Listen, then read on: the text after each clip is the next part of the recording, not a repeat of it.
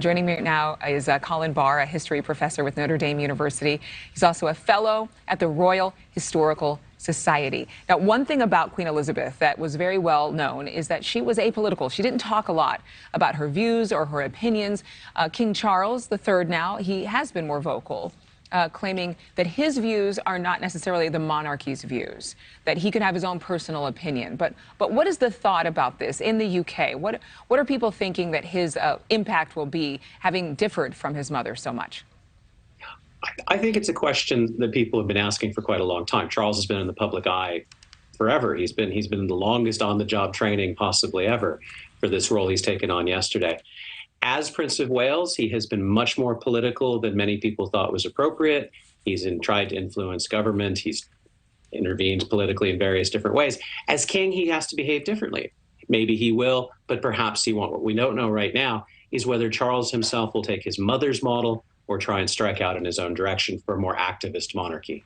And you know, when you think about how long her legacy is, big shoes to fill, right? I mean, King Charles is the age that the same amount of years he's been on the planet is how long his mother was in power. So how does the story, the very, very well-known tale of drama with Princess Diana, how does that impact his reign and his popularity, his approval ratings?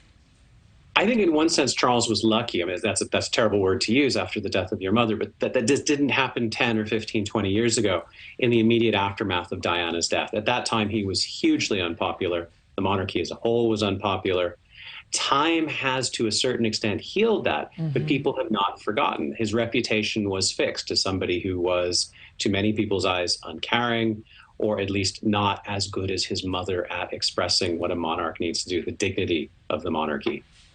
And what do you think is going to be happening in terms of his comments today? Clearly, this is something that no son ever really wants to do, to remark on his mother's passing, but to do it so publicly is part of his duty. But what do we expect him to say? We presume that he's had a speech written, or a speech has been written for him for many years. Everything to do with the death of the Queen has been planned for decades.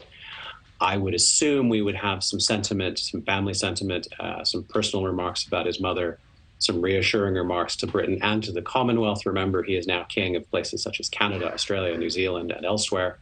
So he will be looking outwards from Britain. I would not expect and would be astonished to hear anything more than really commonplaces.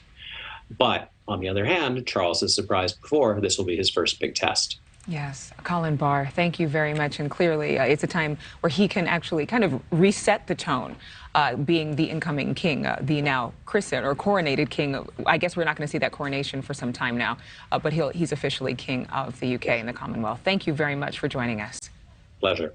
Thank you for watching. Go to newsnationnow.com to find NewsNation on your television provider. And don't forget to click the red subscribe button below to get more of NewsNation's fact-driven, unbiased coverage.